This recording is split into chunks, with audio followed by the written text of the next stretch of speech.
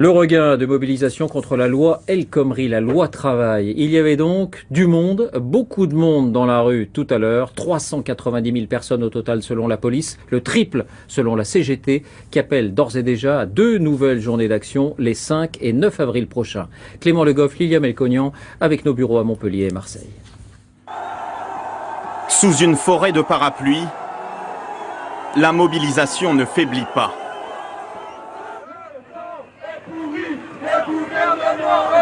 Dans les rues de Paris, ils étaient près de 30 000 selon la police cet après-midi. Je crois que cette loi, c'est pas possible. On est obligé de faire quelque chose pour la virer. Les modifications, les pseudo-modifications qui ont lieu il y a 2 semaines, c'est cosmétique, ça sert à rien. Donc. Beaucoup de jeunes, mais pas seulement. J'ai un fils qui est déjà en intérim, en CDD, donc on sait ce que c'est que la précarisation du travail. Et aujourd'hui, avec plus de 6 millions de chômeurs, la solution pour régler le chômage, c'est pas celle-là. On n'a pas du tout envie que les jeunes soient dans la précarité dès la sortie du lycée ou des écoles. En tête de cortège, les syndicats CGT, Force ouvrière, bras dessus, bras dessous. On espère que le gouvernement a pris la mesure du mécontentement.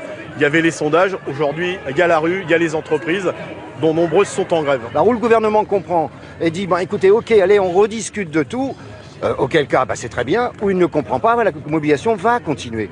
Un projet de loi dont le temps est compté selon Jean-Luc Mélenchon. À François Hollande, à Manuel Valls, qu'est-ce que vous leur dites? Si vous ne la retirez pas tout de suite, vous la retirerez dans 15 jours. Et en toute hypothèse, si vous ne la retirez pas, en toute hypothèse, c'est vous qui serez retiré en 2017.